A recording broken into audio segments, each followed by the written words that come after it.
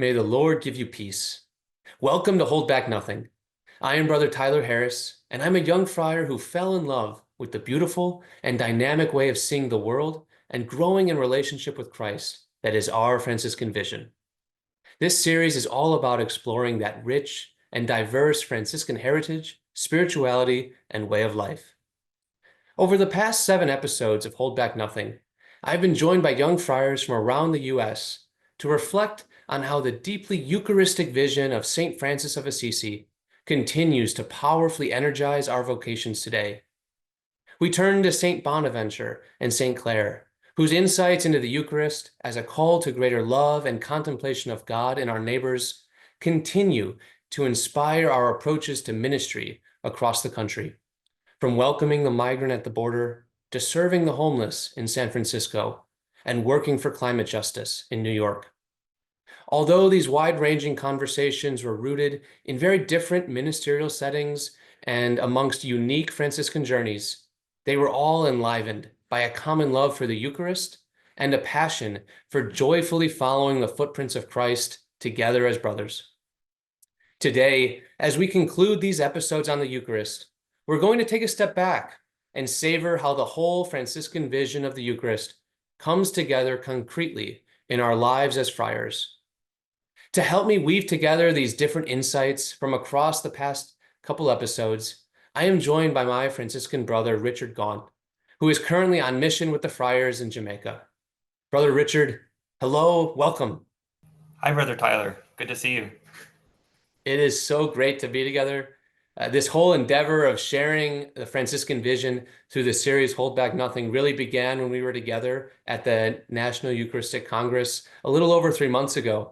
So it's really fitting that we conclude these videos on the Eucharist together. A lot has happened in your life over the past 3 months since that Congress and since we were last together in person. Why don't you tell us a little bit about what you've been up to these past couple months? I'm here in Jamaica now. We've been, after the Congress, I spent about a month in DC doing some workshops, preparing for mission, learning about how to be a Franciscan in mission, and then been here for about 6 weeks in Jamaica, just getting settled, learning where things are, getting a handle on ministry. And yeah, it's been great. It's been a busy but very, very beautiful several months. As I mentioned in the episode with Brother Colin, Negril is a special place in my heart. The experience I had with the Friars and with the community in Western Westmoreland in Jamaica was incredible. Why don't you share a little bit about your day-to-day ministry, what you've been doing, and how it's been so far? Yeah, so here in Jamaica, I'm part of this program called Brothers Walking Together. So earlier this year, back in July, I professed my first vows as a friar. So I finished up the novitiate, professed first vows. We went to the Eucharistic Congress, and then we embark on this 9-month period called Brothers Walking Together, where we basically spend this period of time not in a usual formation setting. So, usually in formation, you're in these formation houses, you're kind of engaging in more spiritual and academic kind of formation. But this year is not about that. This year is about stepping out of that and just living the life of a friar, living the life of minority. And yeah, we spend, this is a missionary friary. So it's very simple. Life is very simple here. We have prayer on the porch. We have mass in the church next door. The friars here have several parishes, one of which is here in Negril, which is close to the beach. The other 3 are up in the hills, so more rural farming community, Jamaica. So you see a side of things here. You don't. It's much different than being in a city. It's a different kind of ministry than you might get in a lot of other places that the Franciscans serve.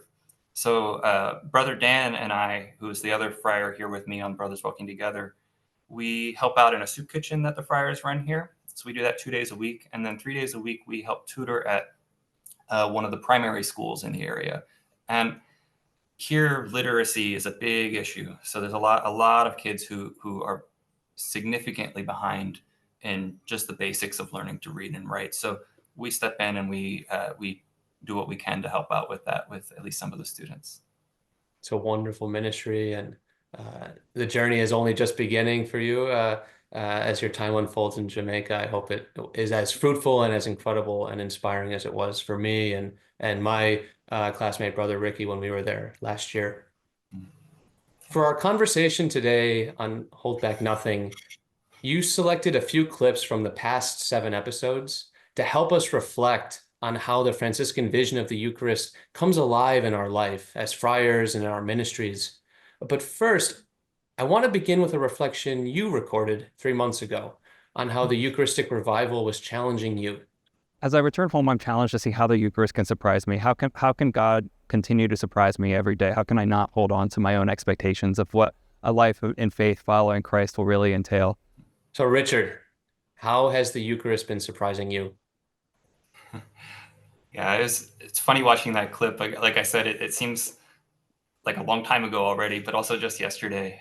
Being there in that environment, praying with all those people, it really just gave me this. It was a whole influx of grace. I just had this really powerful and simple desire to worship and praise God with a sense of freedom and an abandon that I really don't think I've ever felt to that extent. And that's stuck with me. Just what I experienced there. The spirit was so present at that event, and just in so many ways, just with all the people there, all these people just in love with the Lord, and Jesus was always at the center of it. And something about being in that environment where Jesus was just so clearly placed at the center of it, and everybody was there with that singular desire to worship and praise Jesus. That that to me, it just brought it all home. Like the Congress gave me so much hope.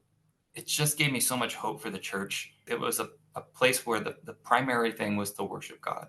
And I think, when we do that, so much else comes into light, just all of the other issues, both in our individual lives, but also in our life as a church. Uh, Mhm. all of that comes into greater focus when that's our primary focus. I'm curious, have you seen any new effects or new insights, new graces kind of unfold in your life in the past couple months since leaving Indianapolis and then moving to Jamaica? Yeah, actually, something very, speaking of surprising, this one really surprised me, and it's very, very concrete. It was, ever since the Congress, I experienced this, I'll call it a grace, the grace of music again. So in Oh, my life, when I was growing up, music was really, really important to me. I grew up playing classical piano. I played guitar when I was a teenager. I played in a lot of like garage bands and rock bands. I played in the praise and worship band in my church growing up. I grew up Protestant, and so praise and worship music was very big for us. And I used to love that. I used to be really into that. And as an adult, I've somewhat lost touch with that part of my life. Something that was once growing up really important to me. I kind of lost touch with it, and uh, I've always regretted that. But something about being at the Congress, it just infused the desire for that back into me again, and gave me sort of a direction for it, and said like, hey, hmm. maybe you can do that. Maybe you can somehow implement that into your prayer, into your ministry in a different way. I just loved all of it. I really loved all of it, and that inspired me to just even do something as simple as pick up a guitar and start learning some praise and worship songs. And I hadn't done that in years, and that's become a part of my prayer again. And who knows where that'll go, but that's been really surprising for me. That's amazing. Wow. These surprises from God, I think they're good reminders that the incarnation continues. That's a big theme for when we talk about the Eucharist and St. Francis of Assisi, is vision of the Eucharist as an ongoing incarnation, the Lord of the universe continuing to humbly enter our lives. And so I think this example of letting the Lord surprise us in very concrete ways is a great expression of that. And a reminder to keep participating in that ongoing incarnation. As we look over the series as a whole, um, our reflections on the Franciscan vision, our reflections on the Eucharist, was there a theme or a Franciscan insight or a quote that really resonated with you and captured your attention? As I was watching through them, I came across our brother Tony's video, And he referred to this, a quote from St. Clare from her letter to St. Agnes of Prague, which personally is something that has resonated very deeply with me. In my novitiate especially, it was something that left a powerful impact on me in my spiritual growth. So I wanted to highlight that a little bit. I draw inspiration truly from one fountain of our tradition is through St. Clare, who reminds us that placing, as she said, placing your mind, your soul, and your heart before the crucified Christ. And she does it, or she offers, or offered to St. Agnes that through contemplation, we can transform our whole being into the image of the Godhead. And so for me, is the place where it comes into communion, into interaction, into engagement, into profound encounter between God's self and that of creation. And so I think that is for me the nexus for what I do and how I do it. Tell me, why does this quote from St. Clare resonate so deeply with you, and how has it deepened your experience of the Eucharist? It spoke to my heart, especially her language of the mirror, and looking at God, and looking at the mystery of God and encountering that as the mirror of eternity. I'll share a little bit about just like my own faith journey and sort of where I see that happening in my life. As a young adult, in my early 20s, I drifted away from faith for a period of time, and I began living in a way that I knew was not really congruent with who I am. It wasn't congruent with how I was raised. And during that period of time, I was doing a lot of self-seeking. I think like a lot of young people are. I didn't really know who I was. I didn't know who I was because I was separated from God. I wasn't living in the presence of God, who I knew as a young person, but who I began to move away from. And there was this one time when I walked into a church at a period of time when I was deeply, deeply confused, and just it was pure grace. It wasn't anything that I did or anything that I deserved, but I felt suddenly I felt in the presence of God, and I wouldn't have known that that's what that was at the time, but what I experienced was a sense of being at home, a sense of being right where I needed to be, and most of all, a sense of being seen. And that sense of being seen was absolutely terrifying because I saw myself both,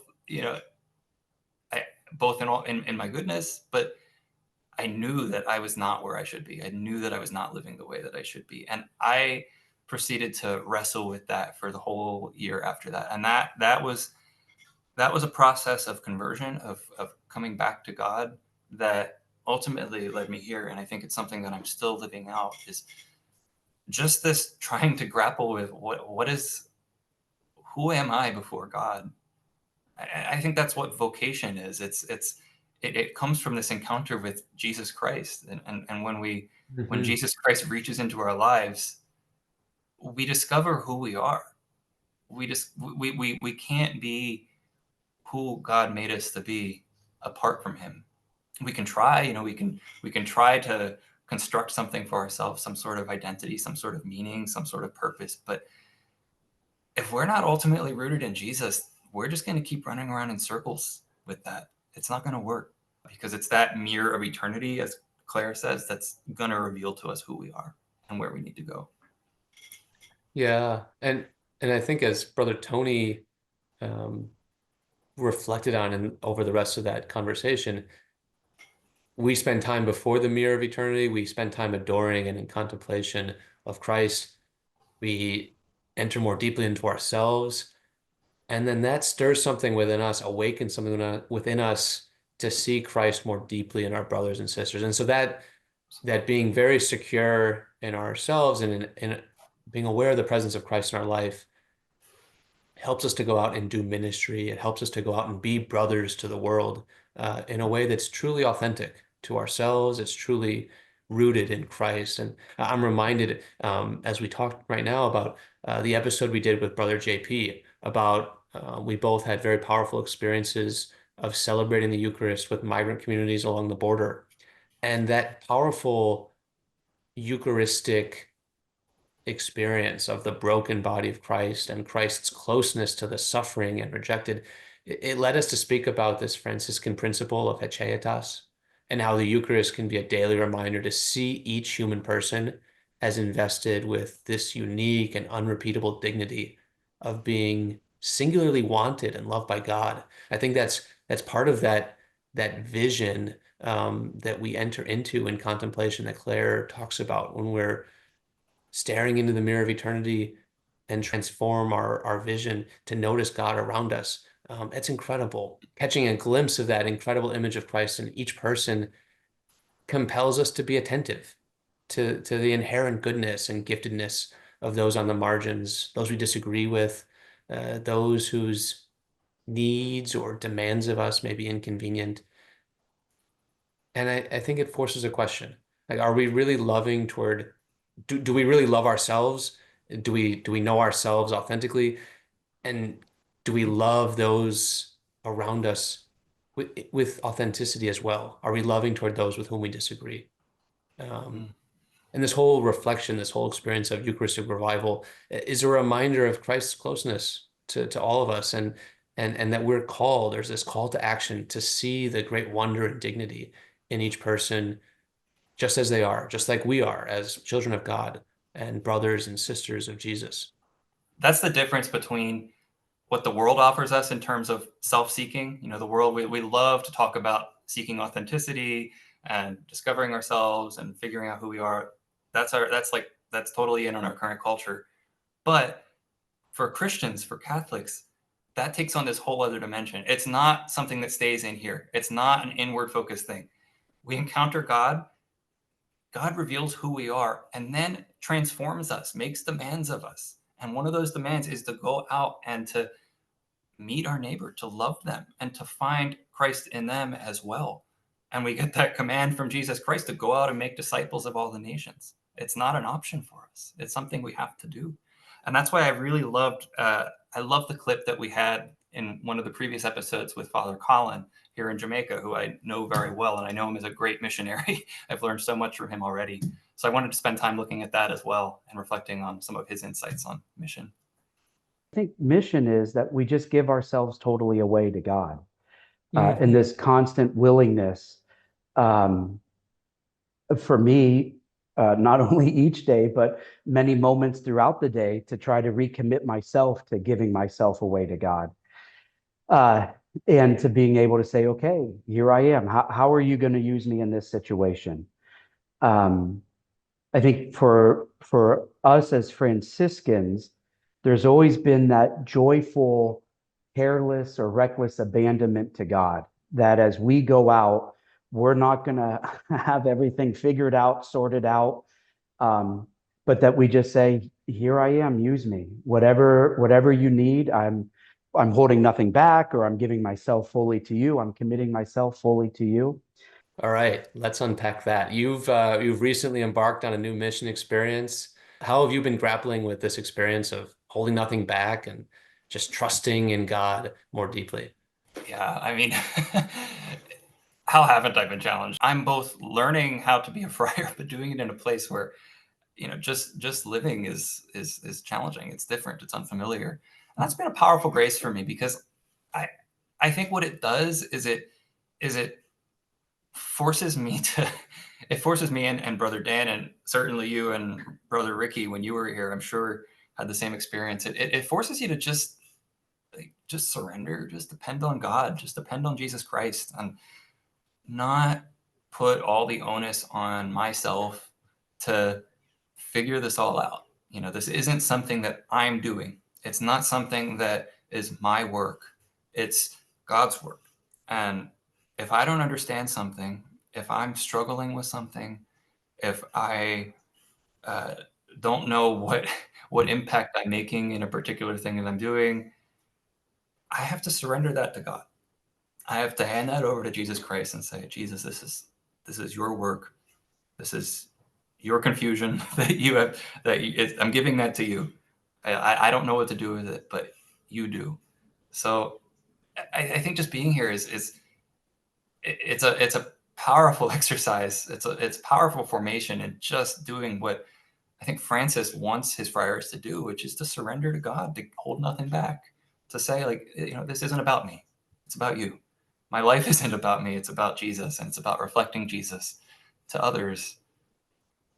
So yeah, that happens in so many ways here. One that I'll say, like, I'll give two examples of this. One is just the volunteer work that Brother Dan and I do at the school.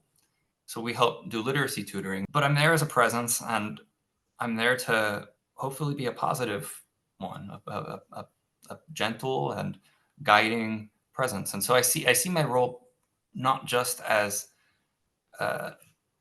teaching to read and write, but to just be a positive and loving figure, somebody who's encouraging, somebody who gives some correction when needed, certainly, but positive reinforcement.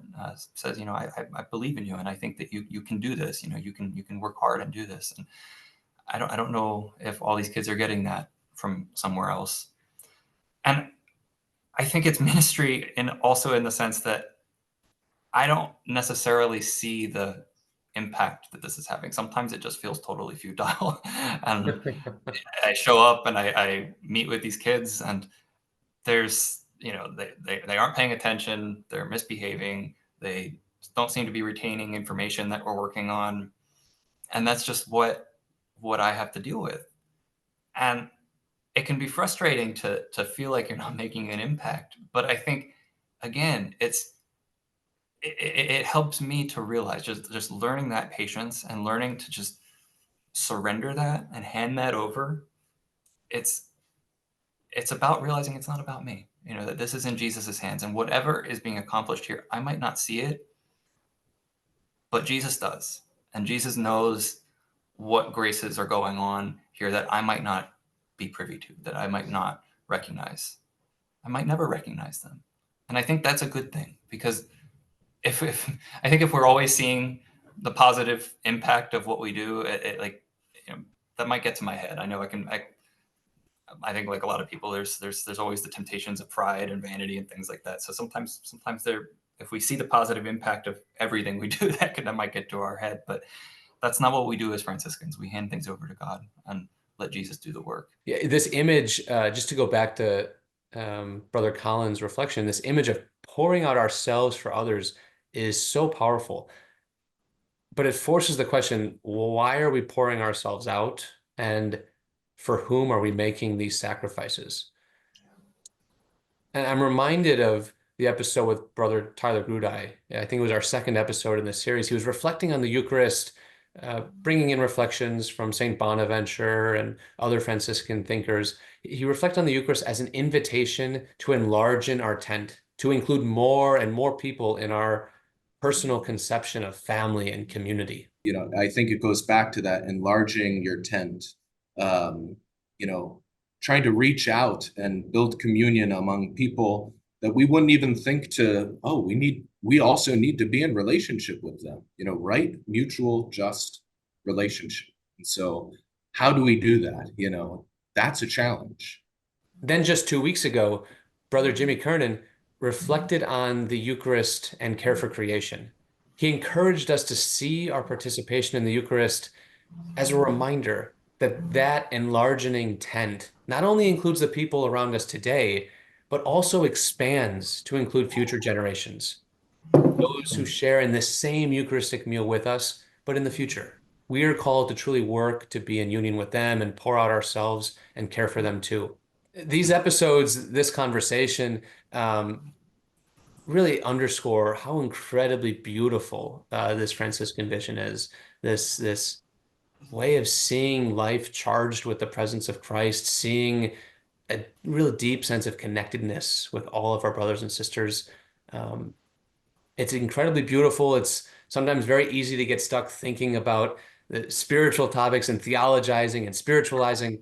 But at the end of the day, our Franciscan tradition is incredibly incarnational. Francis always spoke about the Eucharist as the body and blood of Christ, very corporeal. He focused on cherishing the presence of Christ in the right here, right now, in very concrete encounters. Richard, what helps you to grow in this incarnational spirituality that is at the heart of our Franciscan way of life? Yeah, I mean, something I've something I found just throughout formation is that I constantly, like, on a daily basis, I need to always look at, very honestly, just look at myself and examine, how am I doing in this? What are ways that I'm still holding myself back? What are ways that I'm still not letting God have full control over my life? And I really liked the one clip that you had in one of your episodes from Jason Damon, where he talked about the examine. So I wanted to look at some of his reflections and revisit that. Just think about, like this, again, this action, this kenosis that Christ continues to do, this continued, ongoing, real, substantiated presence that Christ has with us and wants to share with us, right? And and then again, I think there's very much that actionable piece, right? Do I live that out, right? Like, so at the examine at the end of the night, like I kind of go through these areas of like, okay, how was I? What were areas where I wasn't as Christ-like as I could have been or should have been, right? And so, like, and then I also think about the ministerial interactions that I've had, right? So, like, the relationships in our lives. Again, Francis, it was very concrete. Did I, like, if there was somebody that was homeless, like, how did I treat them? Like, if there was somebody that was sort of on the margins, like, how did I respond internally and externally, right? Like, how did I treat them, and what was sort of like, to be real and honest with myself about my own internal reactions. So I think those are ways in which we can sort of live that Eucharistic call to action every day. As we spoke about at the beginning of this episode, for St. Francis, the Eucharist was a reminder of this ongoing incarnation, Christ's presence continually breaking forth into our life. I wonder, how has this daily practice of really deeply and thoughtfully reflecting and examining your life affected your ability to notice God's presence in your day-to-day interactions at ministry, among the friars, going along the streets in Negril, or going on the beach in Jamaica? How has this practice of the examen awakened in you an awareness of God's presence? Yeah, I think, kind of like I said, how if I am attentive, and I try to be attentive on a regular basis to these interactions, it it's not a way of beating myself up. It's letting Jesus invite me into a deeper relationship, not just with him, but with everyone around me, to become a better person, to just become a better servant of him. And Jesus is so good, and he's so gentle and so loving. And so I think when we open ourselves up to him in prayer, we don't find a tyrant, we don't find someone who's there to, uh, just constantly call us to task for everything, but it's an invitation to just really learn to love others, to love ourselves, to love our brothers in the fraternity, to love those we meet in ministry. And those are the things that, again, those are the things that then feed our prayer. So yeah, it's an encounter with Christ's love. And this is, again, and I'll say it, I'm not always great at this. There's times that I forget to do this. There's times that I uh, I need to work more on cultivating that real awareness of Christ's presence in everybody. That's something that I've learned more and more here in Jamaica, is just the extent to which I really need to grow in that. But yeah, that's where Jesus is calling us to, is to know how much he loves us and to know how much he loves everybody around us too. In last week's episode, Brother Roger emphasized that for St. Francis, his life was all about ongoing conversion. The Eucharist was always fueling him and continues to fuel us for deeper and deeper metanoia, transformation, personal growth.